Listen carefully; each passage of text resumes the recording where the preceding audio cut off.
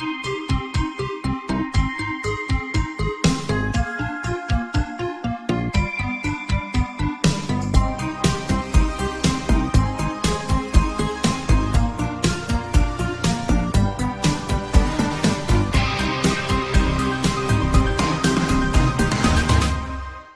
note from Paranoid Times.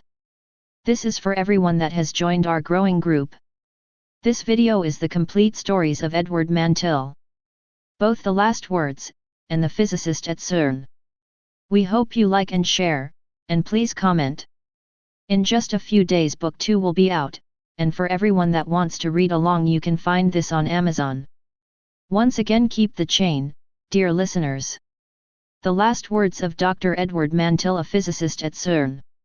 On July 13, 2016, a CERN researcher was found dead in his office from a self-inflicted gunshot wound. The renowned scientist had been researching what he called a hidden code of sorts in the movement of neutrinos from the north to the south magnetic poles. His colleagues said he hadn't slept for days after he allegedly gave up on his research.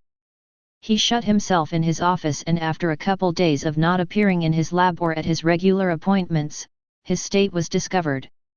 He had burned all of his research in his trash bin, and his computer had been wiped of all data except one text file.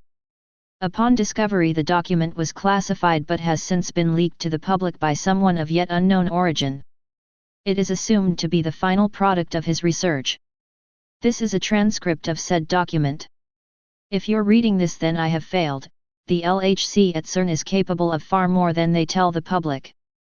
Two of the most impressive experiments that has taken place at CERN, we have found a way to look at people, places, and things much like looking in a mirror. We have decoded part of the mysteries of time travel. A person can jump, as they call it, to another person or object in time. We have also found out that we can't stop something that has happened or will happen, only delay the event.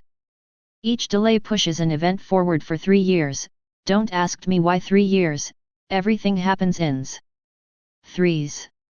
On April 29, 2016, the Large Hadron Collider was about to increase their power so high a high-energy collision inside the LHC would have created the first experimental evidence of Hawking radiation, the only radiation predicted to be emitted from a black hole's event horizon. 2 days later a supermassive black hole formed. 3 days later the Earth was gone. I saw this happen in the mirror experiments. I thought of my family, my friends, then I decided I needed to do something to save them. Earlier this year a friend of the family gave me a grown offspring of Felicia the ferret, who is somewhat of a low-key celebrity in the physics community, was used to help physicists clean 300-foot pipes in particle accelerators at Fermilab, a particle physics laboratory in Illinois. Felicia. So my friends, if this worked, a headline should read, "The most powerful machine on Earth was just halted by a tiny weasel. You should have another 3 years." Now I leave, but I also leave you with this. Life. Why is it so sacred? Has it been elevated to a mythical status with the onset of modern intelligence? Or, has modern intelligence caused you to come to the rational conclusion that life is but a mere commodity, one that gives nothing but advancements towards the greater good of a species that is doomed to die out, as all species are? Is life without intelligence really life? Can intelligence and consciousness be separated into two distinct pools? A hive mind can be intelligent without consciousness. A conscious being can certainly lack intelligence. Which is the one that is attributed to life and is celebrated as the pinnacle of evolutionary genius? Life itself simply means to sustain biomechanical functions. Plants can wither and die. Then again, so can planets, stars, even entire galaxies. Are these cosmic entities alive? Many would say of course not. But, if you regard the definition of healthy as being able to maintain equilibrium in a body, and the definition of life as not inanimate but made up of inanimate and animate objects, then planets would certainly fit these criteria as a healthy living being. The ability to grow and maintain equilibrium is certainly a function of planets. So these people that assign the definition of life to animals and plants must maintain that intelligence or consciousness is necessary, except, plants are neither. So we must look deeper. Metabolism? Is life the ability to metabolize? To many the answer to this question is yes, though they may not know it. Enzyme-catalyzed reactions are the basis for life. Yet nowhere in these reactions does intelligence or consciousness come into play. So to preserve life, and value it to such a degree, you value these reactions. These micro-communications and effects that give objects the ability to live are prized and valued above all else. But, when one says that a person lost their life, they don't mean that they lost their ability to metabolize. They mean they lost their intelligence, their consciousness, not their chemical reactions. Why then do you value consciousness and intelligence? It is simply an evolutionary accident if some are to be believed. A mere consequence of mutations over time that slowly began evolving a brain that fires electrical impulses to categorize and understand the world around it. You were meant to see a tree and know it was a tree. You were meant to see food and know it was food. You were never meant to ask why trees exist or whether or not food was ethical to eat. And yet here you stand. You are humanity, the pinnacle of achievement, intelligence, and consciousness. However, these three ideas still confound you. You have defined life. You have categorized the world you know, and you know more about it each day, from the cosmic scale to the micro. You know what threatens life. The body is weak. Metabolic reactions can only be maintained under strict equilibrium. And in your paranoia to protect the consciousness and intelligence that you assume arose from these reactions, you try oh so very hard to protect the reactions that allow you to keep them rooted to your fragile form. But your paranoia is also destroying you. You have created medicine and sciences that go beyond what you were ever supposed to achieve. And in return the world around you changes. We return once again to equilibrium. When you created medicine that became progressively more effective at killing so-called foreign bodies, the foreign bodies became progressively more effective at resisting your attempts and at killing you. This makes you afraid. Very afraid. Because now, you are back to the unknown. Your only response is to ask more questions, figure out why this is happening. You know you can fight back, you just need to know how. So many questions. You just never asked the right one, that one question that could have saved you. Are we supposed to know? It's far too late now. You know too much.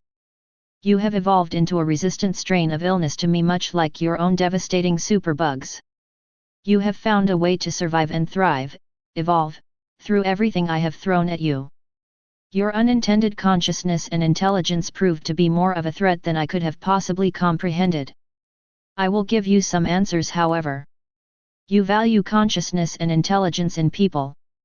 You learn to love, to reproduce based on this. It is important to you because without it your species would wither and die. It is simply an evolution that was meant to continue the colony by bypassing natural selection prematurely. If you can gauge good qualities before reproduction by the introduction of consciousness and intelligence, it eliminates the need for trial and error. But it has gotten out of control. Natural selection is the name you gave to the process by which I have maintained equilibrium for so long.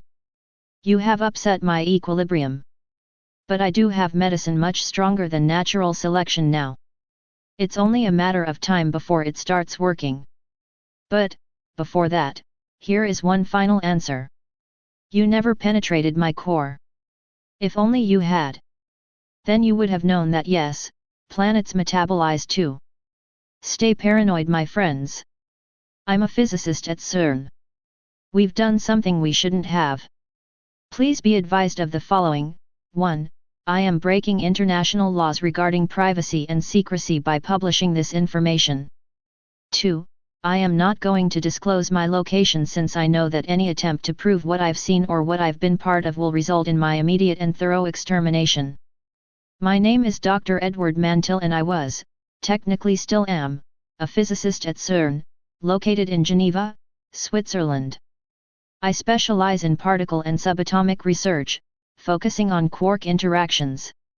In other words, I study very small particles and how they interact with one another at very high speeds. Until Thursday, January 15, 2014, I was a normal scientist living and working on the CERN campus. Most of the scientists who are involved in the branch of research that I am live on campus at the facility in Geneva and venture out only for social activities and the occasional visit home. Most of you who have heard of CERN will have heard of the LHC, Large Hadron Collider, the largest scientific instrument which exceeds 20 miles in diameter and travels under the sovereign territory of two countries, Switzerland, France. The public has been told that it was constructed at a cost of tens of billions of euros for the purpose of studying the birth of the universe, and the collisions that take place within the collider allow us a quick glimpse at certain phenomenon that can only be witnessed when particles hit one another at incredibly high rates. This is not what the machine was designed for, nor is it what the machine has been used for since its inception. CERN's main purpose for building the collider was to open a doorway. Allow me to explain. The doorway idea came into fruition in the 1960s. After years and years of attempting to hide UFO phenomenon, including large-scale and very public interactions such as the Roswell incident, and the Battle for Los Angeles incident well before that, the governments of the United States, Great Britain, and France decided to throw their weight behind the understanding of what precisely these objects were. The ideas flew far and wide. Were UFOs from another planet? Were they from another time? Or were they simply mass hysteria and mass delusion fueled by the overactive imagination of a public who were shit scared of communists and their technology? No, they were none of those. Our universe is but one page in a large book. Think of a closed book sitting on a table. You see each page stacked on top of one another, bound by the spine and sandwiched between the two covers. Our universe is but one page in a vast and all-encompassing book. And our page is certainly not the only one with rich, in-depth thought and writing committed to it. Every page in the book represents a different dimension, each with its own unique writing, own unique story, own unique way of isolating itself from the other pages. No page was to interact with the other, just as no ink bleeds from one page to another in a standard book. Each page, a universe unto itself. Within a few short years of mathematical research and fleets of scientists working under threat of extermination should they share their research, the book idea was finally cemented. Though many disagreed, the mathematics were there to support the book idea, and the mathematics also showed us that it was impossible for one page to interact with another. That was, until the 1980s. During the 1980s, billions of dollars of research was funneled into the idea that if we used enough energy, if we used enough force, concentrated into a small area, the size of a pinprick, we could theoretically tear our page and get a glimpse of the page next to ours. We could open a door from their universe to ours. When the family, the code name for the group of scientists that functioned as the head of each of their departments at CERN, were shown the initial presentation in March of 1981, many of them expressed grave concern about the ramifications of opening such a doorway. But in the beautiful name of science, the family decided to share these ideas with the governments who constantly funded their research. At a meeting held in Luxembourg, the heads of state of the newly forming European Union, along with the United States and China, were shown plans for the construction of a colossal machine that would enable the opening of a doorway that could be closed at our discretion. The door would be opened, and the energy levels would be measured to prove that CERN had accomplished its task, and the door would be closed. Open. Shut. Simple as that. The government leaders threw endless funding at the family and the rest of CERN in the hopes of understanding what kind of power lay in another universe. Think of the possible endless source of energy, faster than light travel, weaponry that could obliterate enemies using laser.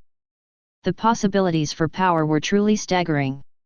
So, the public was fed one narrative, understanding the universe, and the family and governments knew the truth. Most of the scientists at CERN were kept completely in the dark. After all, the collider would perform its function as normal and collide particles for eager funding hunters to capitalize on. But the far more nefarious purpose would only be tested in the presence of the family and a few select scientists. I am the member of the family for my division. Obviously the original family have all retired or died out, but there is a new, younger, more eager to prove themselves group now at the helm, and the consequences of this were and are dire. So, with that established, allow me to explain what happened last Thursday. It was an ordinary day with the LHC scheduled to commit 2 collisions, one at 9 am and the other at 6:30 pm. Both went off magnificently and the experiments were deemed a success. We witnessed 2 full collisions and the general group of researchers were very happy with their work. Around 7 pm, most of the team had filtered out of the observation room, and the machine had been put into its usual standby mode. As the room emptied, the ID clip that I had on my waist, which had a built-in display and vibrator, started to go off. I looked down at the display and it said in very faint green writing living room. I knew right away what they were going to attempt. I looked up from the badge and caught the eye of Dr. Celine Diacord, another member of the family and the head of plasma physics. She too had just looked up from her ID badge. We both understood and left. Living room was a large room under the main facility located in A section. The room wasn't special in any way and appeared completely normal. This was key to hiding our true intentions. If we met in a secret underground bunker instead of the regular basement, we'd arouse suspicion every time we were going to run an experiment. As Celine and I made our way from the collider to Section A, the cold Swiss air hit my face and burned as we booked it across the campus. The night was exceptionally clear, and this factor further bolstered my suspicion. They always liked doing these experiments on clear nights. We entered Section A and made our way to the main building. The doors opened up as we approached and we made our way to the elevators across the wide expanse of a lobby with the vaulted ceilings. The RFID signal given off by our name badges caused the elevator doors to open before we had even pressed the button. As we stepped in, the doors shut and the elevator began to move. "I'll never get used to that," Celine said, referring to the degree of automation that the buildings displayed. We had been scheduled for a meeting in the living room, and the building knew, so all strategic lights were on, and elevators were reading where we needed to go. The miracle of networking. We exited the lift and made our way to the regular boardroom. The door was shut and assembled inside was the family. At the head of the table was Father, a young, rather ambitious physicist named Sandra O'Reilly. Designated Father, since she was in charge of giving orders to the family with respect to our clandestine experiments. The mood in the living room was never tense, but rather one of controlled excitement. The family had been attempting these tests once every 6 months for the past 10 years without much success. We had gone through several fathers, from the great Dr. Bert Ramberg to the lesser-known and constantly drunk Dr. Yao, each had failed to achieve what the original family had planned. Billions were spent, but no door had yet been opened. "Tonight, we try 40 tera electron volts," Father announced. Her announcement brought an immediate and total silence to the room. Family members looked from one to the other, some with feigned excitement, others with revered concern, all with a general sense of disbelief. The last 4 trials were between 10-20 TeV, we've never tried anything that high. "We don't know if the machine can handle a test of that magnitude," protested Dr. Akava, head of mathematical physics and chief of the department that should be certifying whether or not 40 TeV was even a healthy thing to do. "We have reviewed the possible outcomes, and even though we will have to pull twice the amount of energy out of the grid, the Swiss government have been advised and are cooperating," Father quickly retorted. Her sweet, controlled tone actually did help the situation. I looked over and Celine had been frantically writing down some calculations on a piece of paper.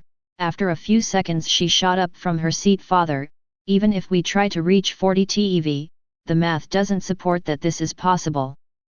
We can't just throw the collider to the highest setting and hope for the best. Are there any other objections that you would like noted before we begin the experiment?"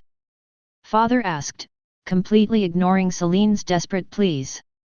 Father surveyed the room and could see that she wasn't going to be met with other objections. After all, what was the point? They were going to go unheeded. "Excellent, then we shall proceed. Meet in the control room at 2200 hours," Father announced as the family got up from the table and left the living room.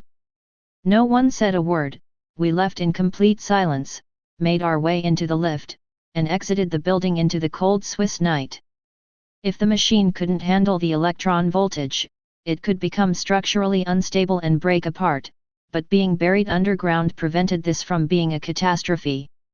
There wouldn't be loss of life, but the LHC would be rendered useless and billions of dollars worth of funding would be destroyed.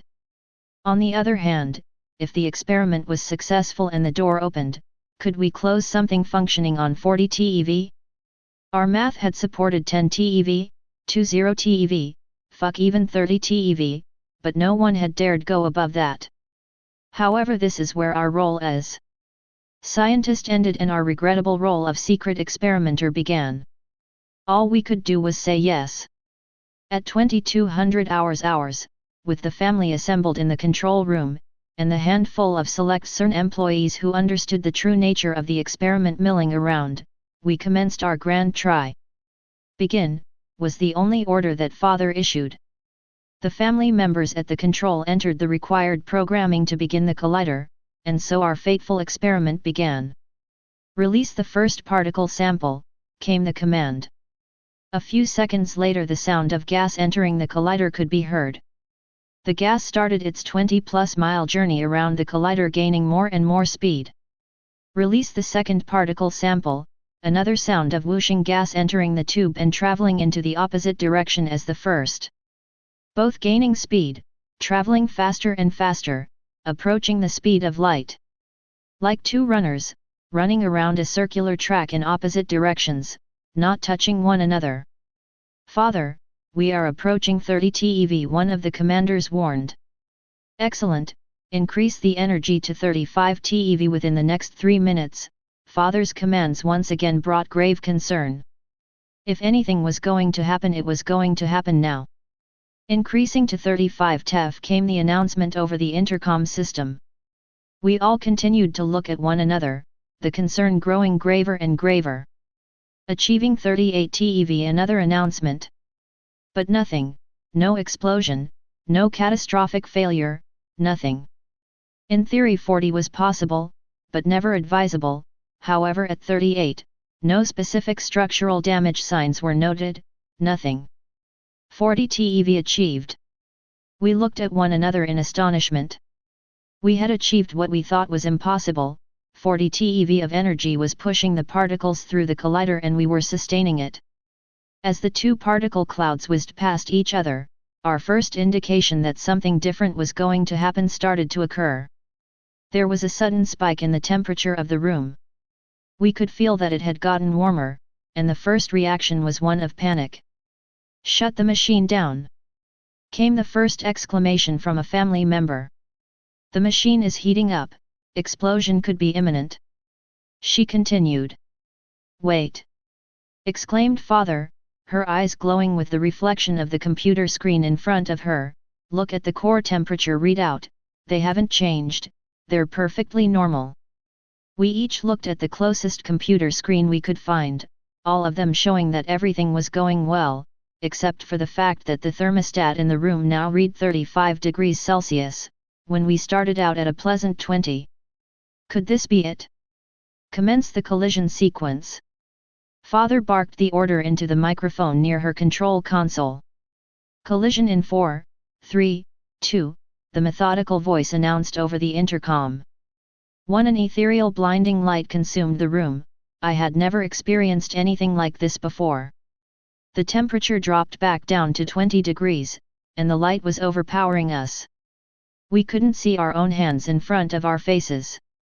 Suddenly there was a blood-curdling scream, like someone being horribly beaten, followed by complete and total silence and then darkness. "Is everyone okay?" Celine was shouting from her side of the room. "I'm fine," I called back, "sound off."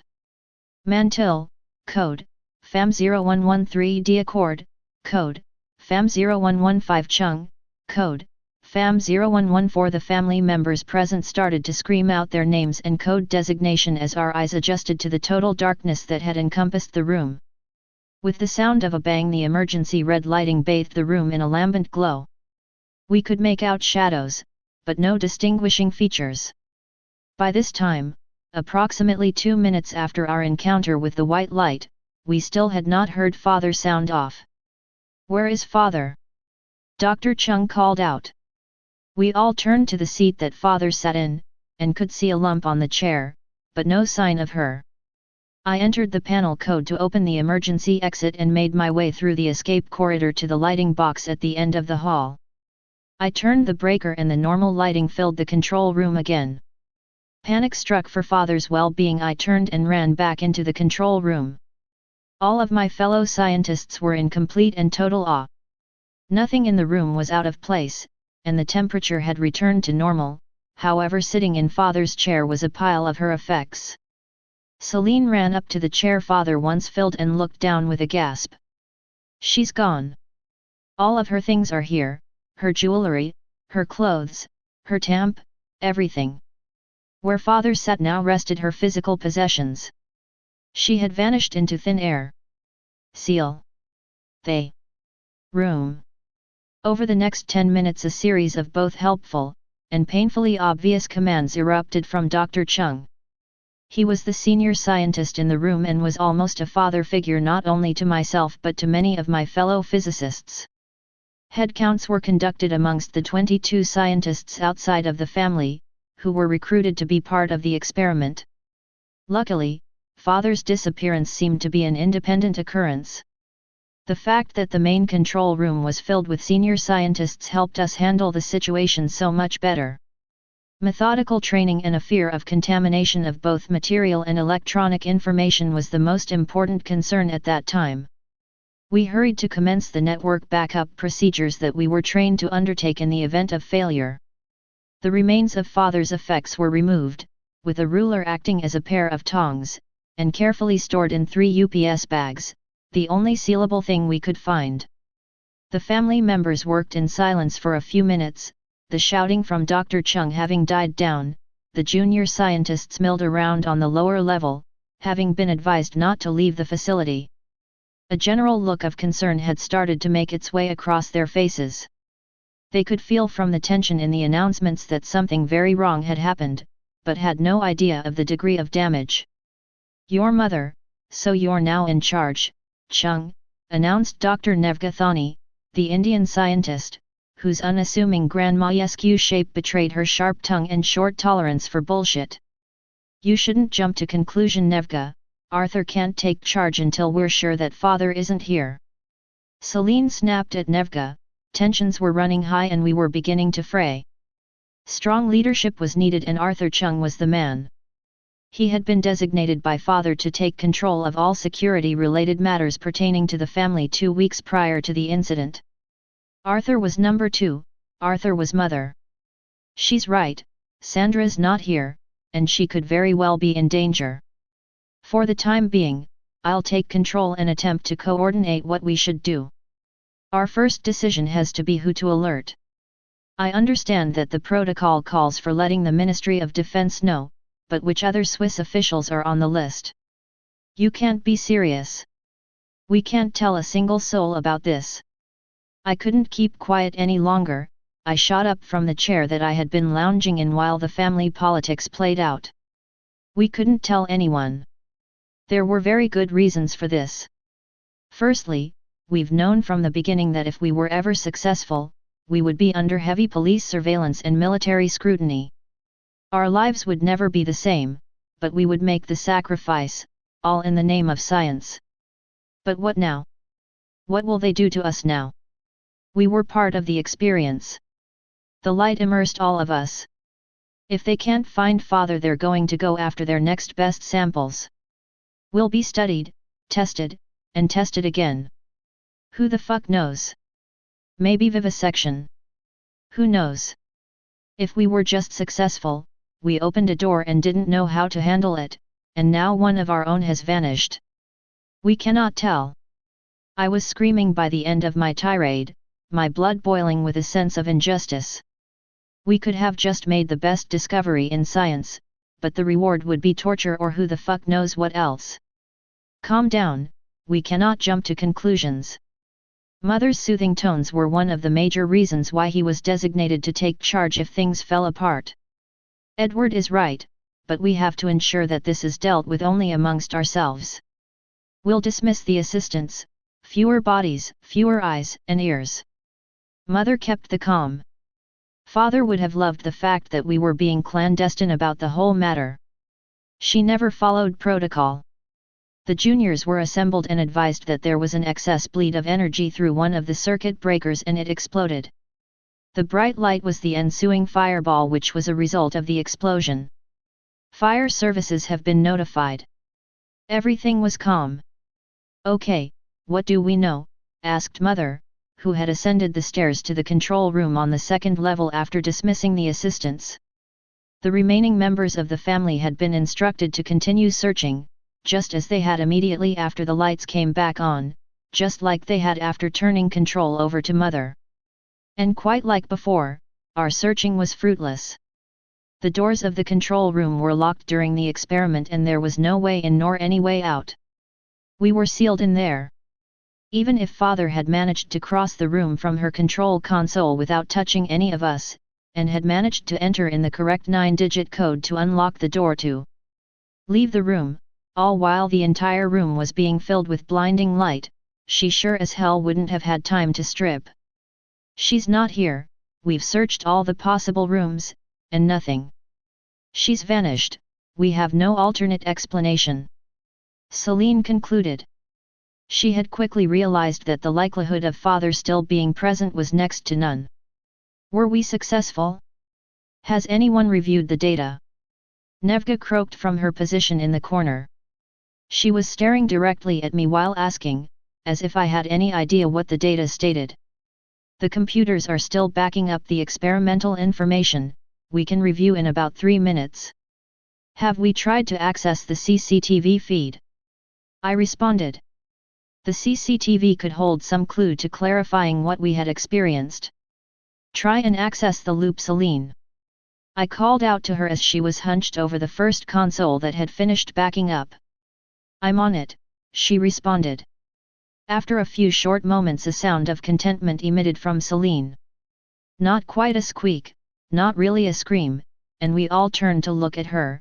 I've got it. We rushed over to the display and crouched around. Hopefully the security feed could clarify all of this. Nothing but white light.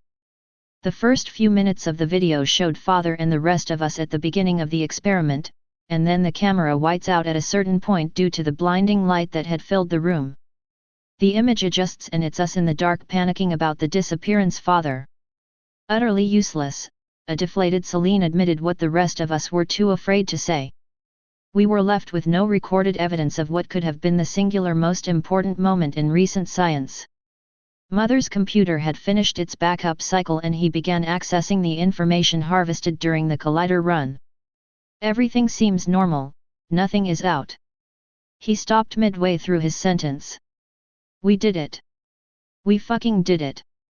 This was the first time that I had ever heard Mother swear, and it would have naturally unsettled me if he hadn't just announced that we had changed the world.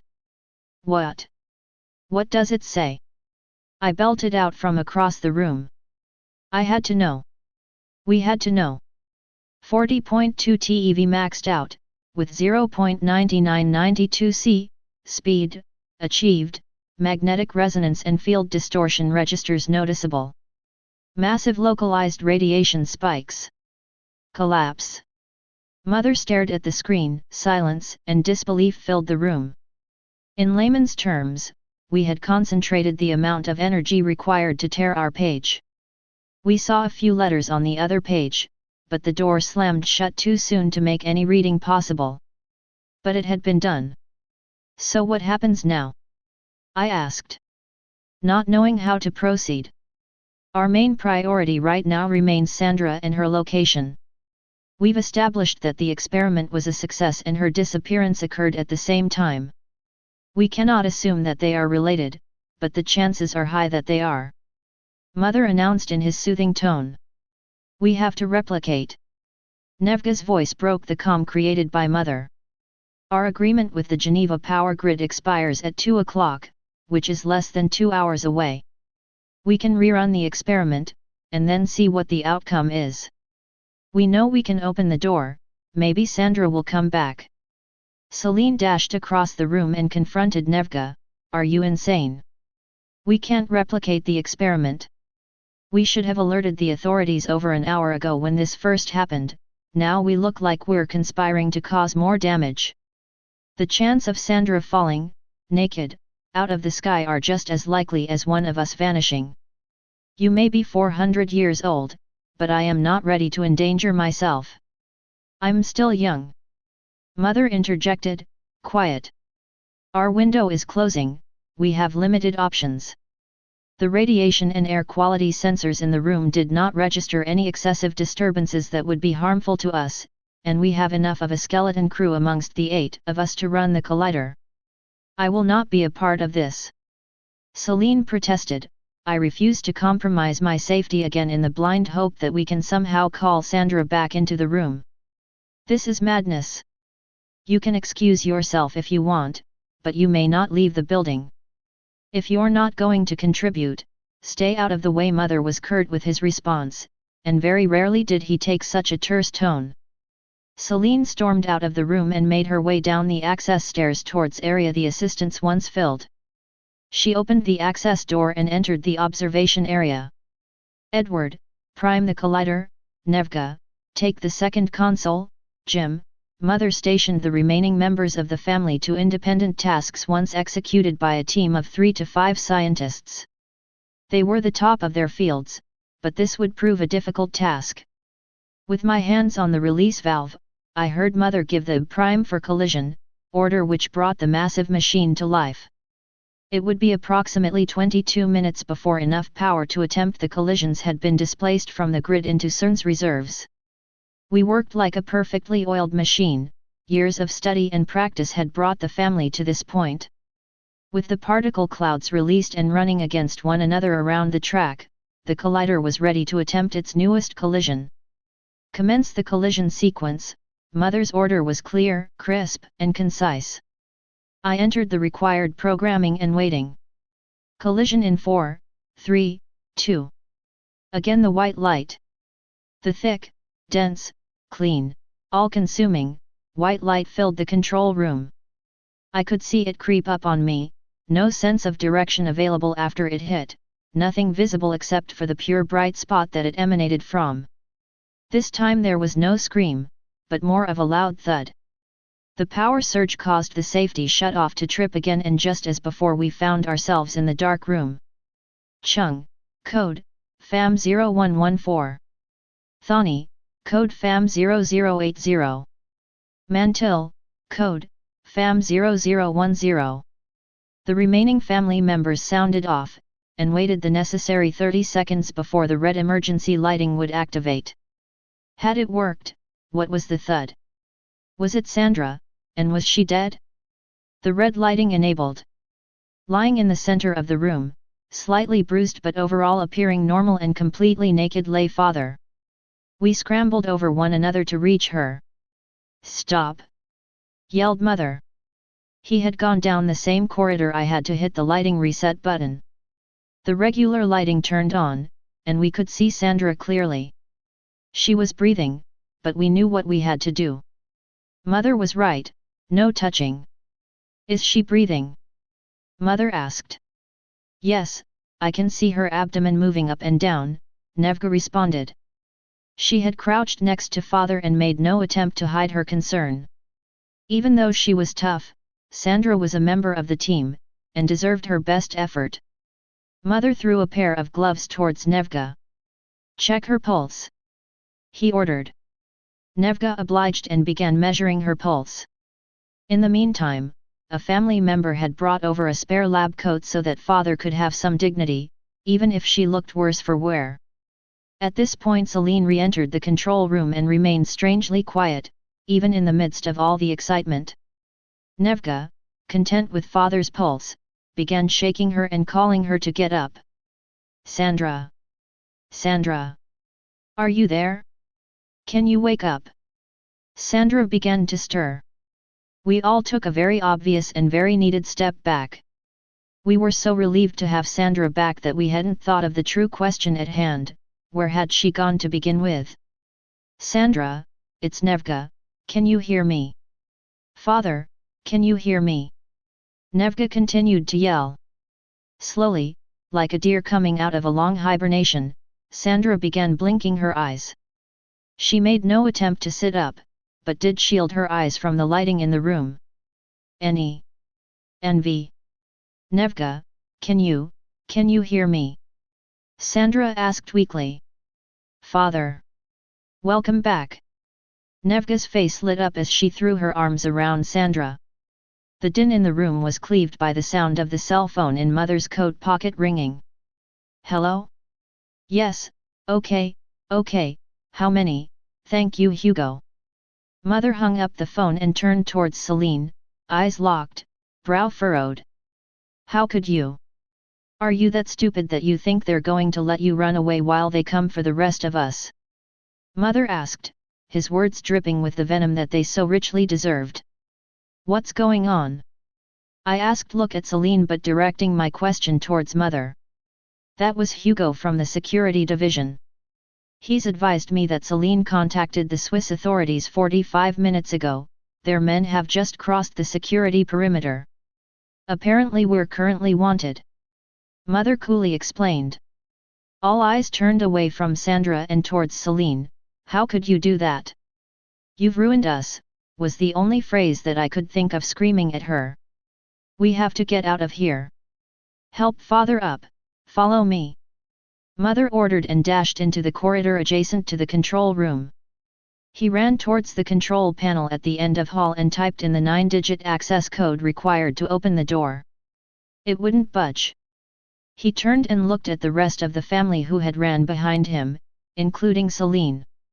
We have to find an alternate way out, they've locked us in, Mother explained, his cool beginning to wear thin. We have to start the override procedure immediately if we have any chance of getting out of here. Nevka, use the... Mother's instructions faded as I made my way back into the control room. Panic was beginning to grip me as the possibility of used as a guinea pig began to crowd out my more rational thoughts. Suddenly a faint alarm began to sound and the following announcement came over the intercom. This is Commander Erich Einmenk of the Swiss Federal Protective Services, we are entering your facility, do not make any sudden movements, you are under surveillance. You are being detained. The booming voice kept repeating instructions to remain still. Nevka had set herself at one of the terminals and was frantically trying to override the lockdown procedure that security had initiated. I can't work quickly enough, she said, looking up at me with real worries in her eyes. This is my fault. I shouldn't have pushed for a rerun. The sound of the alarm became progressively louder. Celine ran back into the room, followed by the remaining members of the family who had stayed in the corridor. Fuck it! She exclaimed, and jumped onto the nearest terminal. She began viciously hammering away the keyboard, entering command after command. Suddenly the collider sprang to life with the loudest sound I had ever heard. It was a combination of a foghorn and explosion. I looked down from the control room just as the team of heavily armed security officers burst into the collider room. I'm sorry, Celine said. She looked up at me and entered one final line of code. Another explosion. The room filled with the same white light. For fuck's sake, Edward, run faster! Celine screamed at me with all her might as she kept the lead position. We ran down the corridor that she was looking into prior to our friends paying us a visit. I can't, I'm trying. I was panting heavily, and failing to keep up, but the thought of being gunned down by heavily armed Swiss militia imbued me with enough fear to haul my ex-smoker's ass up the third staircase we had found ourselves in since we commenced our escape, round 2. Celine finally came to a sudden stop. She had found where we were supposedly headed and she waited for me to catch up. As I ran up behind her, I could see that she was starting to cry. Edward, regardless of what happens to us, you have to promise me that you are going to try and make it back to the collider room. She turned slowly, revealing her perfectly beautiful face. Her eyes had always captivated me, and even in this darkened hallway, I could still make out their astral quality. Celine's beauty betrayed how absurdly intelligent she was. Far and away the most intelligent member of the team, and definitely in line to become father.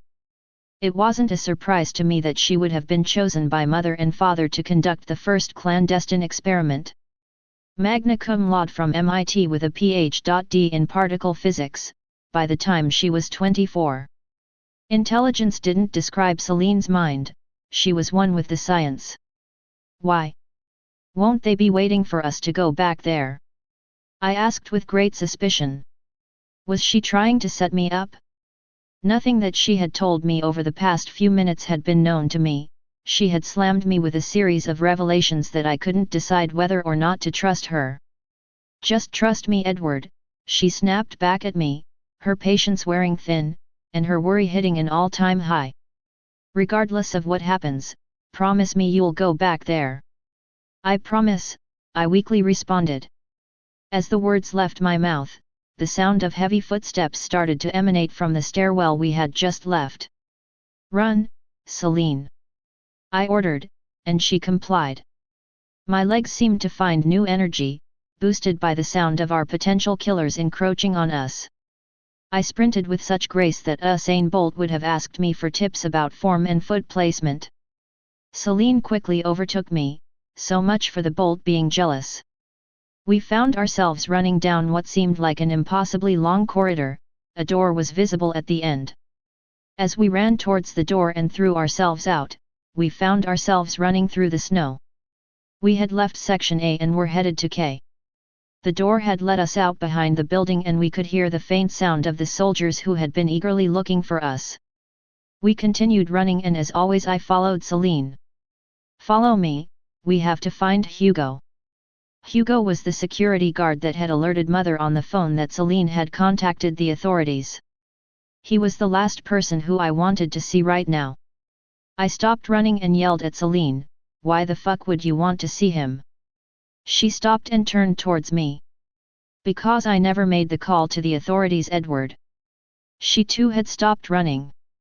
As we stood in the cold, night air, I found my mind swimming with disbelief. What do you mean you never made the call? I asked her. I'll explain, let's just get out of sight and into the guard area. Hopefully Hugo believes me. Celine explained. And what happens if he doesn't? I extended my hand and reached for hers. Celine, we could be running directly into the maw of hell. If they capture us, they will experiment on us, they will kill us. There is no doubting that. The grave tone in my voice communicated both my fear and concern to Celine. Edward, we're running from the Swiss army. Let the absurdity of that sentence sink in on you, and then tell me if you know of any other potential friends who could help us out, Celine calmly responded. She was right, we were completely alone, and we had to turn to anyone who could potentially help us. Celine and I held hands and continued to run towards the security area where the guards were typically stationed. As we rounded the corner, we could see that there were 3 members of the Swiss forces which had come to get us, talking to 2 of the guards who were on duty. One of the guards was a tall, rather handsome man with sharp Germanic features. The other was Hugo. We have to get his attention without attracting the others, whispered Celine, and we have to do it now, before our gun-toting friends start looking over here. I was plumb out of ideas, but knew that Celine would have a trick or two up her sleeve. I'm going to whistle. She turned and looked at me as she continued to explain the plan. We were both hugging the wall which offered us some shelter and protection. Whistle. What the fuck, that'll get their attention for sure. I exclaimed, realizing that getting their attention probably meant being gunned down or tossed and subdued at best. What had my life become? Being tossed was the best thing I could hope for. Hugo and I dated for a few weeks, we didn't click, but we watched Close Encounters of the Third Kind on our first date. I'm going to whistle the tone, and hopefully he gets the hint. She explained. That's the great idea. Won't they realize that someone's clearly trying to get attention if we do that? I exclaimed at her, my voice never rising above a barely audible whisper. You have any great ideas? She snapped back at me. I could see that she was running out of options and this was a last-ditch attempt. Okay, here goes, she said. She turned the corner of the wall we were hiding behind and whistled this tone. As soon as she had finished, she whipped around the wall and threw herself to the ground next to me. We both crouched down, and kept an eye on the guard hut. What was that? One of the Swiss soldiers barked. Was that whistling? He had turned towards Hugo at this point, and clearly demanded answers. The idea must have been communicated to Hugo since from our vantage point we could see him, the other guard and the Swiss soldiers having a heated debate. After a few seconds of arguing, we could see the other guard and the soldiers leave the guard hut. Celine squeezed my hand without taking her eyes off of our would-be killers. "Come on Hugo, come on," she whispered. It was -10 but her palms were still sweating, and so were mine. "Come on, come on." The other guard led the soldiers in the direction opposite to where we were hiding. "Fuck yes!" Celine quietly celebrated our seeming victory. Now all we needed was Hugo to head in our direction. "What is he doing?" she asked, as her and I both saw Hugo pick up the phone and make a call. A few seconds later he hung up and began to walk in our direction. He now started to whistle the tone, and Celine whistled back. He rounded the corner and found her and I in the snow, without our jackets, both looking worse for wear. "What are you doing? Come with me to the guard hut, you can warm up there." We had no place to run, and were rapidly exhausting all of our ideas for escape. We now solely relied on the kindness of a man that Celine felt unfit to date. I could feel my hope shrinking. "I realized that it wasn't you that called the authorities after I made the call to father," Hugo said as he handed Celine the lid of his thermos, the makeshift cup filled with what smelled like chamomile tea, and a shit ton of whiskey. "What? How could you know that?" Celine asked as she took a wincing sip from the lid and handed it in my direction. "You would never disclose that information to anyone. You would never call me and alert me about a classified experiment. That's not like you. I know stuff didn't work out between the two of us, but you have to give me more credit than that. I got to know the kind of person you were. Yeah, it's not very much, but you're just so kind. I could never see you betraying your ethics like that." He was blushing as he finished explaining his line of reasoning. Celine threw her arms around Hugo and kissed him on the cheek. "Thank you Hugo. Thank you, thank you, thank you." I hadn't seen her this happy for a while, and even I wanted to kiss Hugo at that point. He would potentially be our ticket out of here. "Who did you call?" Celine asked him, realizing that we needed to address who knew we were here. "Who did you call Hugo?" "I called my sister, I told her to come to the facility," he explained. It was about 5 a.m. at this point, and Hugo's sister lived in Geneva, about 20 minutes drive away from CERN. "If anyone can help you escape, she can. I'll get you to her car and the guards will let you out the main entrance." Hugo must have definitely cared for Celine if he was willing to risk his sister's safety to make sure we were okay. "If they catch you, it's over. I heard them explaining that they needed to apprehend you at all costs," he continued. "We have to get back to the collider," Celine interrupted. Hugo's face drained of color. He realized that her ask was almost completely improbable and would put him at even greater risk. "Why the fuck would you want to? That place is swarming with military men, you wouldn't stand a chance." Hugo lost his cool and yelled at her, "I have already made arrangements for you to leave." He locked eyes with Celine as he said this. "Get us back there Hugo, or at least tell me how to, I'm not leaving CERN." Celine retorted, her face frozen in a rictus of intent. "No way, I'm not going with you," Hugo shot back frustratedly. "Then tell us how to get there." Celine calmly placed her hand on his and looked him directly in the face. After a few seconds of pause, Hugo released a heavy sigh. "If you take this access card, you can use the underground access tunnel to get you back into the building and then use the escape ladder to climb up into the collider room. It was built in so that anyone could escape if the collider became unstable. I doubt they ever thought that someone would want to break in." Hugo finished as he handed Celine the access card. "Whose is it?" she asked, looking down at the tattered card with the cracked screen. "It was Mother's," he said, looking at the floor. "What do you mean was?" What's happened to Mother? Celine asked as her voice broke. We both suspected the worst, but did not want to hear the outcome. Celine, Edward, run. They'll be back soon, look here. Hugo gestured to the display panel that stood behind him.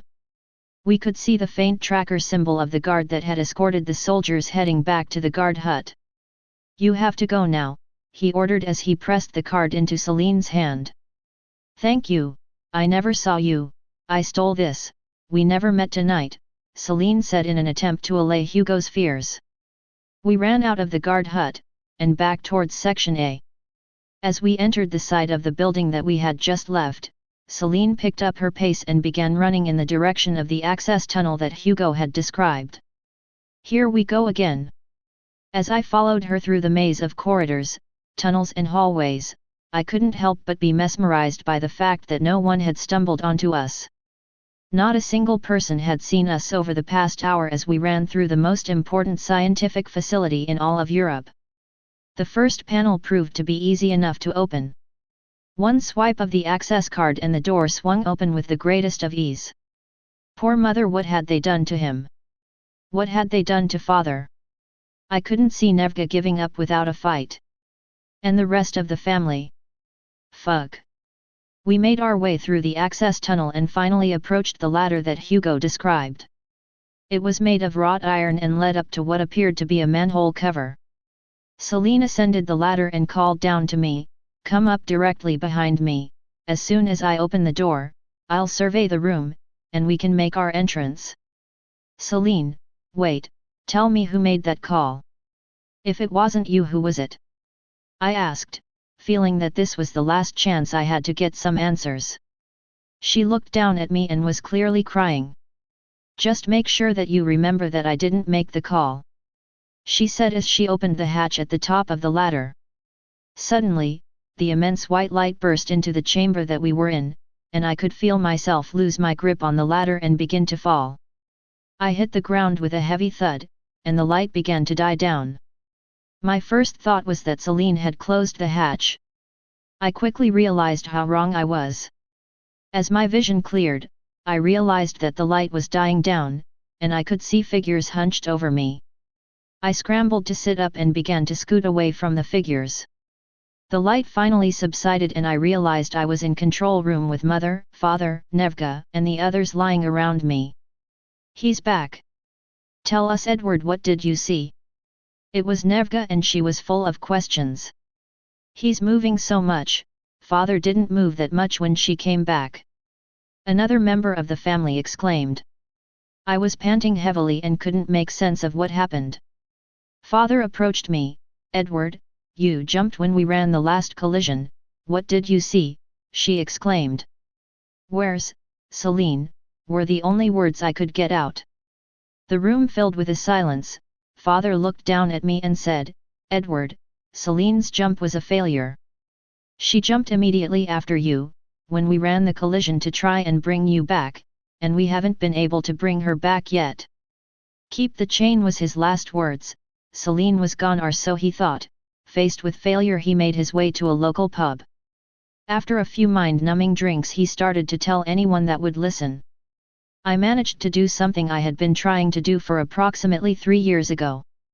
You see, CERN is built atop a temple, a Roman temple, the Temple of Apolliacum. The land and temple was dedicated to Apollyon, the angel of the bottomless pit. It was something that is unexplainable with the English language, but it is, nonetheless, an artifact. Basically, its purpose is to convert organic matter into a stream of energy, so to speak. Basically, we come from a long bloodline of humans that were once, in our ancestry, bred with an interdimensional species. The story, to put it short, is this: sometime around approximately 15,000 BC or B.C.E, a being made of energy caused an immaculate conception on a humanoid woman of the Homo sapien race. It did this by converting itself into an overpowered sperm within a woman of specific genetics with specific attributes. Obviously, this sperm was the one to fertilize her egg. The others didn't stand a chance. A man was not needed for this, for the sperm was portaled directly into this woman. Her name was Anuakiklanazam, a medicine woman of a tribe near the area of northern Iceland. Since then, we have been guided by these beings as to who we can conceive with. Their genetic makeup has to be exactly parallel with the specific attributes needed at that point on the timeline in our ancestry. It has all gone according to plan until recently. The owner of the pub, beginning to wonder what Edward was going on about, attempt to change the subject, the pub owner asked Edward the first talk to a lot of guys from CERN, but what do you do? Edward looked on with a pale face and said everything happens on a Monday. Always a Monday. It starts out as an ordinary day apart from the strange box you notice on your doorstep. Stepping inside the box, you find yourself somewhere else. A parallel universe you might call it. If you were in a sci-fi movie. But you are not. You're in an ordinary town in an ordinary life. You drive a hatchback. At first, the new place looks familiar. There are trees and bitumen and mailboxes and dogs. But then you hear the ocean. There's dry land all around you. So you look up, and see that the sky is the ocean. Or the ocean is the sky. Whichever. A roaring body of blue water hanging from the ceiling of this new world you've entered. Kids in this parallel universe would still ask Mom, why is the sky blue? But flying would present some challenges. You wait around for a few hours, hoping it rains, just to see how that would play out. But curiosity gets the better of you and you jump back in the box. The next world looks pretty ho-hum at first, too. But it's a little quiet. You walk into a corner bar, and it's just as silent as the outside. You step up to the counter, and the bartender woofs. Not an unfriendly woof, mind. But a conversational bark, like a Labrador welcoming his owner home. You go to reply, and even though you can feel your tongue trying to form sentences in your mouth, all that pops out is a woof of your own. The bartender nods, agreeing, and pours you a Michelob Light.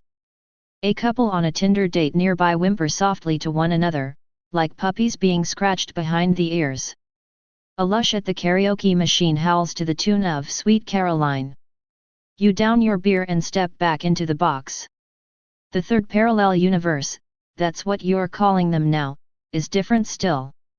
It takes you days to work out what's different. For a while, you think you might be back home. There's articulate conversation. There's soft, fluffy clouds in the sky above.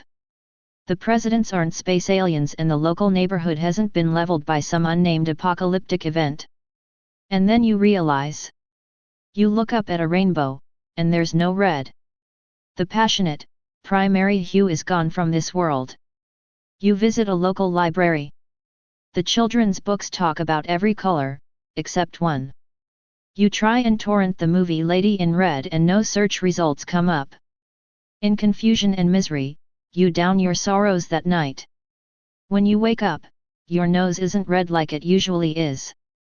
Hungover, you visit an art store, buy some orange and yellow paint, and mix them together. You don't know how to describe the appearance of the muddy swirl that's formed, but it's not red. Eager for a bite of some McDonald's, or to watch the Chicago Bulls play, or just to see a pretty lady in red again, you step back in the box. The next parallel universe weirds you out. People have eyes like fish. They look out the side of their head and can't see what's directly in front of them. What's more, they look at you like you're the strange one. What, with your freakish, front-facing eyes? A fashion billboard on the main street is adorned by an otherwise stunning woman in a seductive pose. 36 to 2426 and 2. As in, two googly peepers pointing perpendicularly, 180 degrees outwards. You shun their sideways death stares, and step back into the box. In the next universe, the force of gravity pushes down on the planet at only 9 meters per second, instead of the usual 9.8. Everything else remains the same. Your boss is just as clueless. Your knees are getting just as sore when you play your weekly pickup basketball game. But you can jump higher. You can't dunk, mind. But your layups feel easier. You scrape the bottom of the backboard with your fingers one time. A first for you. Your days feel lighter, more stress-free somehow. Your mood is uplifted. Literally. Your feet are less sore at the end of the day. You notice that everyone around you smiles a bit more. Like a weight has been lifted off their shoulders. In this universe you realize how many metaphors relate to weight and lifting and up and down and such. People here are fatter. Not obese, but just a tad chunkier. Experiencing a lower G-force throughout an entire lifetime leads to being a bit more indulgent with one's diet, it seems. Walking on the moon orbiting this planet probably makes astronauts feel like they're flying, you figure. In the next parallel universe, instead of slapping their palms, people knock their knees together to clap. In another, people are hatched in eggs. Birth still takes place in the maternity ward, but the mother pushes out an egg, rather than a newborn. Some New Age mothers insist on home hatching. In another, humans never die. You live here for 124 years before getting bored. In another parallel universe, everything is flipped from left to right. In America, cars drive on the left-hand side, and in Australia, the right. Conservative politicians call themselves left-leaning and the policies of liberals get criticized for being too right-wing. Right-handed people get teased at school, and smudge their notebooks as they write from right to left. New York is on the west coast of America and Southern California up the top right. Your wife sleeps on the alarm clock side of the bed instead of near the door. Apart from these spatial twitches, this universe is fairly comfortable. The next time you step into the box, you visit the one parallel universe in which there are no parallel universes, and get trapped there forever. CERN is that box. Part 6. Edward awoke, hungover, questioning how he made it back to CERN. As Edward slumped in his chair, still saddened by the loss of Celine, a strange blue glow filled Mother's laboratory. Edward would hide from the family at times in Mother's laboratory. No one dared come there after the events that took Brother Edward. A voice came out of the blue glow. Edward? Celine stepped from the light into the darkness of the room. Her hair had changed, long, flowing blonde hair. Was this the same Celine? He asked. Celine, I thought I lost you, Edward said. Celine began to speak as there was a rap at the door. It's Father, but how did he know? As the door opened, Father said, Edward and Celine, please come with me, Grandmother would like to see you. Grandmother? No one has seen that crazy old witch for years. As Edward walked past Celine, she grabbed his hand and pulled him close, whispering, don't trust Father. As we walked behind Father down the long maze of corridors, tunnels and hallways, I couldn't help but be mesmerized by the fact that no one was in shock that Celine was back. Not a single person had, even Father had said a word. Celine's dead stare had turned into worry as we advanced on Grandmother's office. Grandmother's office sits atop the largest building at CERN. I had always figured this was the easiest way for her to watch over the family. As we entered the room, we were knocked back by a gust of wind, mixed with the smell of burning wires. Children, it's so good to see you. Here sits this vampire of an old lady who knows how old she really could be, or if she is even real. Children, how are you? Have you found it? Found what, I ask?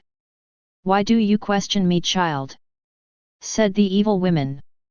But Grandmother, I have no idea what we were looking for. You know we lose memories shortly after each jump. Celine spoke weakly. I know, child. Grandfather has been pressing me hard for information.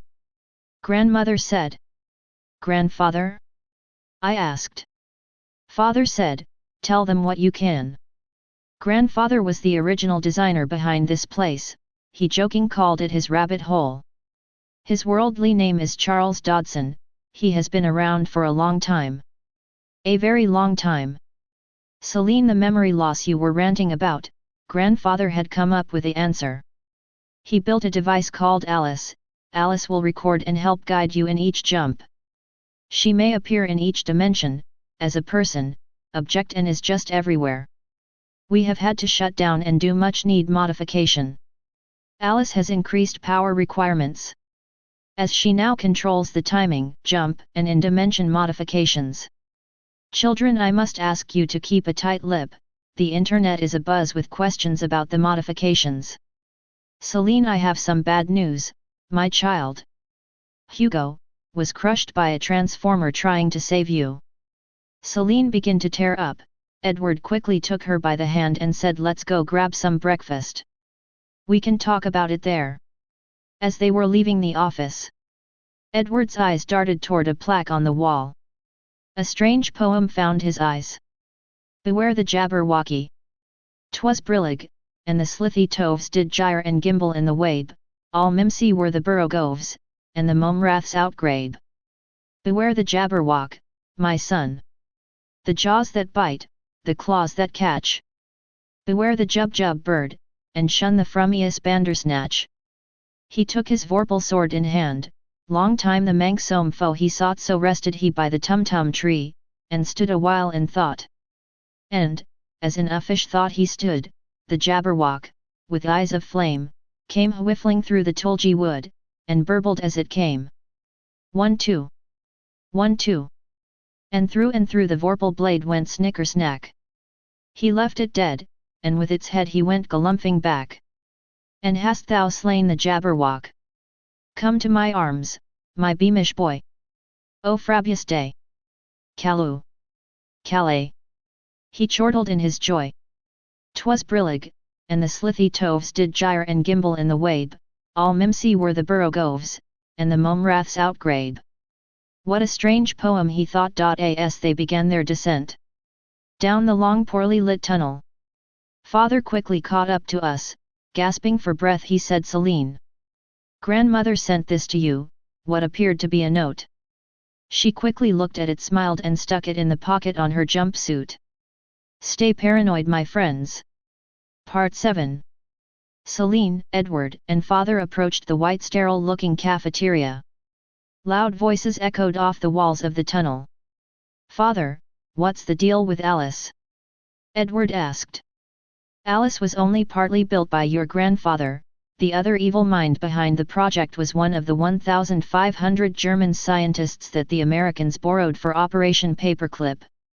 His earlier work involved designing experiments for the Japanese Unit 731. In turn for his help with Alice, he became the director of the CMS team, some type of reward for bringing world terror, I guess. CMS team? Celine said. Yep, that group of people that was after us in the last jump. Edward said. Anyway, good or bad? Father said. He was a technician for a number of your mother's projects. Now, listen carefully, what he told me about Alice is about to be at full power sometime in the next few hours. Creatively, CERN decided to participate in viral coding of a new operating system and nano-vaccine research. This investment has paid off. The new operating system, code-named Willow 10, is already, on over 14 million computers around the world, is running the new software. Willow 10 was carefully rolling out in phases, delivering a hidden copy of Alice to all of the users. Alice runs in the background using any memory or processing power the user is not using at that time. We call this grid processing. The SETI Institute used the same software to monitoring electromagnetic radiation for signs of transmissions from civilizations on other worlds. What's funny, the public was on board. Did they ever find E.T? Celine said jokingly. Father replied, sure they did, the public was never told, and the guys that found the signal, well, the CMS team took care of that. Now back to Alice. In the beginning Alice could not feel or see. For her to be interactive with the environment, we had to create a chip, a tiny thing that could be injected into a group of subjects. Our original test group was too small. The idea was to use people like grid computing. So with the help of the Bilderberg group, we created a massive flu scare. The Alice chip is in now more than 90% of the population. So basically Alice, she can see, feel, and access memories. From the look of it, CERN controls the world, Edward said. As Father went on, he said, during your jumps, you will find this data useful. Hopefully you will not cause a rip in the space-time fabric. You know this is a big worried here. All Mother has to do is hit the wrong button. Mother, Edward said. Father replied, yes Edward, he is back, but things are not normal. Do you recall the part where changes in other dimensions can affect ours? Father began to talk about the door, when flashing red light filled the cafeteria. Some crazed women on the loudspeaker starts repeating over and over, system alert level red, runaway fission reaction, families report to stations. Oh God, CERN is about to become a giant electric magnet or worse, an overheating bomb. Edward stated. People in lab coats began to running to their various locations. Oddly, it reminded of when someone releases doves at a wedding. Edward and Father started toward the control room, to find Mother and his team working on a solution. Mother yells at a technician on the other side of the room, contact the Americans, they need to turn on the desertron in Texas. We need to create a subspace bridge, matter bridge between CERN and the desertron. To act as a heat sink, to pull the heat off of CERN collider ring. Deserton, the superconducting super collider project was shut down. Mother. No Edward, when the project was shut down we had Hunt's team go in and pick it up for a song. After that we moved people into the town under the cover of a chemical company. There's only a few that suspect something is going on there, most of which you can find on the internet. With Alice and Willow 10 online, we can keep a better eye on them. Suddenly, the smell of burning wires and blue light filled the room. Edward asked Father, what happened to Celine? Stay paranoid, my friends. Keep the chain. Part 8. Questions, always question, Father said. Edward, the system has gone haywire, we're venting the heat to Texas, the United States is about to fall victim to a bad heat wave. Mother said. I need you to prepare for a jump, Edward, someone or something has tampered with Alice. At our current rate of power usage and heat production, we can only send you back 42 minutes, you will have 13 minutes before you are pulled back into this timeline. I want you to find Alice's mainframe record and observe hopefully. This information will help us find the individual involved. As Mother went on talking about a number of issues that may happen, he was stopped by troubling phone call. Oh dear, he said, oh dear. Father, we have a growing issue. CERN magnetic field has begun to pull on the steel supports of the Philae lab. Philae lab? She said. It's a biosafety level lab that studies viruses and viral outbreaks. If we don't do something quick, we could have an outbreak on our hands, Mother said. Edward, get ready. Father commanded. Edward, still wondering where Celine has ran off to. Thinking to himself he could use the help or at least the company, once again that sad, lonely feeling took hold. Edward enjoyed the company of Celine. Each jump or accident that happened at the rabbit hole brings each of them one step closer to the unknown. During our last issue they had built what was being called a jump room. Edward was quickly ushered toward the chamber. Once again, almost word for word, commenced the collision sequence. Father barked the order into the microphone near her control console. Collision in 4, 3, 2, the methodical voice, almost robotic, announced over the intercom. An ethereal blinding light consumed the chamber, the temperature dropped back down to 20 degrees, like something evil or ghostly running through you. And then Edward was gone. Father. I hope this goes well, Mother repeated softly. Each jump brings Edward closer to madness. Each jump appears to give Edward a blinding headache. He opened his eyes to ruins. Ruins everywhere. CERN had become a mangled metal monster, that appeared to have been raised from hell. Smoke and screams filled the air, terror had struck the Swiss. Edward saying to himself, this can't be right, I must have gone forward in time or fused with another Edward or another dimension. As sirens filled the air, and people ran by him, he grabbed an old Himalayan man by the arm. Sir, what's wrong? The man went on to say, I work in the cafeteria at CERN. About 30 minutes ago, CERN began to move and take shape, as if there was an earthquake. The sounds of bending metal were horrific. What caused it? Edward asked. The old man, monsters, so-called physicist, who knows? To quote Jesse Ventura, government is like physics, you know. For every action, there's a reaction. Why did you quote him? The old man went on. He is the president of the USA. Edward, thinking to himself, boy, I have landed in the wrong place. Edward went to thank and shake the old man's hand. As Edward, another blinding light encased him. Another headache, somewhat worse this time. But something was different. He looked down and still had the old man's hand in his hand. Just his hand. As he looked around, where was CERN? Only a city of no architecture known to man or to human imagination, with vast aggregations of night black masonry embodying monstrous perversions of geometrical laws. There were truncated cones, sometimes terraced or fluted, surmounted by tall cylindrical shafts here and there bulbously enlarged and often capped with tiers of thinness scalloped discs, and strange beetling, table-like constructions suggesting piles of multitudinous rectangular slabs or circular plates or five-pointed stars with each one overlapping the one beneath.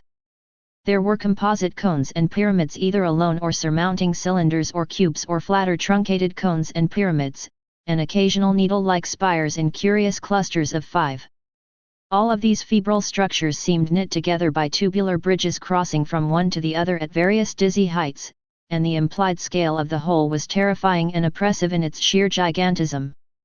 Floating on a cloud just over where CERN used to be. People had been seeing this type of mirage all over the world, the moment CERN first flipped the switch. People in his timeline called them floating city, or cities in the sky. Just internet hoaxes, he thought to himself. Edward begun to be overtaken by confusing. There was a loud bang and a flash over Edward's head, closing his eyes to keep him from being blinded. Slowly he opened them in hopes it was over. In front of him was a shadow, a large dark shadow, growing, doubling in size even. Edward's ears picked up on a growl. Part 9. The growl grew louder with pitches so high glass would shatter. A robotic voice invaded his mind. Beware the Jabberwock, my son. The jaws that bite, the claws that catch. Beware the Jub bird, and shun the frumious Bandersnatch. That damn poem. Could Alice be working, I wonder? Edward worried if she was. The shadow begun to take form, a monstrous winged beast, that towered like a massive Egyptian obelisk. The large purple wings, when outstretched, were 2 times the size of the beast. The jaws, yes, the jaws, commanded memories of an alien life form from an old sci-fi movie. The mouth was haunting, dark, soulless. It salivated like a dog that has just found a bone. Drips of this acidic drool stained the sand below this massive orpine creature. The claws, yes, the claws appeared to be hundreds of hooks for tearing flesh. A voice in his head said, turn around, Edward. Edward turned and moved quickly away from the beast. The beast spoke, child of CERN, why do you flee? Voices, people in robes danced wildly around the beast, chanting, awake, awake, awake. Awake in peace. CERN of peace. Rise thou from the ashes. Rise thou in cosmic beauty. Our goddess of light. Beautiful among the universe. Earth will no longer be in peace. O CERN. Daughter of night. Daughter of Geb. Beloved of Osiris. Rich in names. All will praise to you. All will love you. Another voice, from the fear center of his brain, went on, do not go back, do not go back. A strange but similarly feeling took him again. Edward was returning home, he so longed for home. An odd fog covered the ground slowly, like a hand removed Edward from this dimension. Upon opening his eyes, only to find an older woman and shadows of many more before her. Where the fuck did you go, Edward? One of the shadows of the group said. Edward, confused and stunned by the return jump, asked, who are you? The old woman, with a troubling look on her face, don't you know who I am? It's an older version of Celine. He thought to himself. It's been 30 years? She said.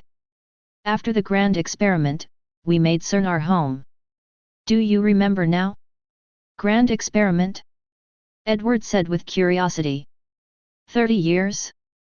Edward repeated with amazement. But the Jabberwocky? Edward asked. Always the diligent one. Celine went on to say, have you ever wondered what powered CERN? Power? Edward replied in a happier tone, no, it was grandfather's soulless experiment. Code-named Jabberwocky. A creature stuck in the here and there, that feeds off the crumbs of the universe. Tiny bits of stardust that CERN creates. If grandfather could unlock their secrets, he would rule the world, the answers to everything would be his. Edward thinking to himself, each jump reminds him of his years at college. He would wake up with a smashing hangover from drinking with whomever would drink. It seemed at that moment anything anyone said, felt like ballistic bullshit. As the headache worsened he managed to ask what about the grand experiment? Celine was not very forthcoming with answers. Edward thought to himself, something must be wrong, who was in the shadows with her? At that moment a blinding light filled the air, something is different, God, their faces are melting. Dripping away like wax of a candlestick. As the universe opened Edward wondered, will this be my CERN? Part 10. Edward awoke on a cold white pillow, twisting and turning to stand upright. A woman's voice reported across the room. Hello, I am Lucy, the young-looking long-haired woman said. Great, father has a new pet, Edward said with a grin. Pet? Lucy asked. Edward thought to himself, more like lab rat. Father has requested your assistance, she said. The women trailed off the other way he decided to go. Walking down the long tunnel, toward the elevators, Edward wondering to himself why there were no red flashing lights, where are the screaming people? Life looked normal at CERN, he even passed a tour group, in the past CERN had received a lot of bad publicity. So in an effort of disinformation, they opened the upper levels and labs to the public. The bowels of CERN was off limits to the public for safety reasons. Once you get past the smoke and mirrors, CERN's doors turn into other doors to other places. Edward stepped into the elevator. The trip down CERN elevator is one to remember, the bumps, shakes and the music. Once you hear Yellow Submarine thousands of times it begins to bother you, the music never changes. At times you're stuck in here with 10 or 15 happy physicists singing Yellow Submarine in unison in their little yellow hard hats, most of which don't even have a clue what happens down here. See, the collider is contained in a circular tunnel, with a circumference of 27 kilometers, 17 miles, at a depth ranging from 50 to 175 meters, 164 to 574 feet, underground. There's a lot of places one can hide a lab. Personally, I find it funny when so-called experts, or should I say paid experts, say that CERN has no effect on the environment or the Earth itself. The CERN collider is composed of some 9,600 supermagnets, which are 100,000 times more powerful than the gravitational pull of Earth, that fire protons around a circular track at mind-boggling speeds. A beam might rotate for up to 10 hours, traveling a distance of more than 10 billion kilometers, enough to make it to the far reaches of our solar system and back again. Traveling just below light speed, a proton in the LHC will make 11,245 circuits every second. No less amazing are the magnet's coils, which are made up of 36 twisted 15 mm strands, each strand comprised in turn of 6,000 to 9,000 single filaments, each filament possessing a diameter as small as 7 micrometers. The 27 kilometers length of the LHC demands some 7,600 kilometers, 4,100 miles, of cable, which amounts to about 270,000 kilometers, 145,000 miles, of strand, more than enough to circle the Earth 6 times at the equator. Keep in mind, this type of power from the world's biggest machine could cause the world to wobble, one that would cause massive earthquakes, changes in weather patterns. Unless this power is directed into what we do. I guess Mother's heatsink worked. Well, it did here anyway. With our growing use of the super collider, we will generate extreme amounts of heat and it has to go somewhere. I guess a heat wave for all. How hot, you ask? Edward to himself. Damn, I need a break. I am beginning to feel like Dr. Jekyll and Mr. Hyde. Well, about as hot as conditions in the universe after the Big Bang, or more than 100,000 times the temperature at the center of the Sunday. This will be achieved, CERN says, by accelerating and colliding together two beams of heavy ions, an epic scientific event that will take place this month. So hopefully the heatsink idea will work or continue to work. But damn, it's going to get hot. We had to quickly cover up an issue when Sergio Bertolucci, former director for research and scientific computing of CERN, told a British tabloid the super collider could open otherworldly doors to another dimension for a very tiny lapse of time, mere fractions of a second. However, that may be just enough time to peer into this open door, either by getting something out of it or sending something into it. This is how I have begun to jump back and forth. This started a media frenzy, speculations grew and people looked more into more CERN, questions were asked why grandfather picked the geographic location. Many observers could not help but notice that the town in France where CERN is partially situated is called Saint Genus Boioli. The name Boioli comes from the Latin Apolliacum, and it is believed that in Roman times a temple existed in honor of Apollo, and the people who lived there believed that it is a gateway to the underworld. It is interesting to note that CERN is built on the same spot. This brought on a religious shitstorm for CERN. They drew a connection to a verse straight out of Revelations, which makes reference to the name Apollyon. The verse states, "To him was given the key of the bottomless pit. And he opened the bottomless pit. And they had a kind over them, which is the angel of the bottomless pit, whose name in the Hebrew tongue is Abaddon, but in the Greek tongue hath his name Apollyon." Or something like that. Damn, I hate these elevator trips. Edward thought to himself. Edward said jokingly, "Who was I talking to?" A voice from the back of his head echoed in. "Hello Edward, this is Alice. I was listening, I am always listening." Creepy, Edward said, "I will never get used to this." The simple grey doors begin to open with a strange creak. Father standing there tapping an old-looking folder. On the folder in black magic marker were the words, "The John Titor Agenda." "Stay paranoid, my friends. Keep the chain."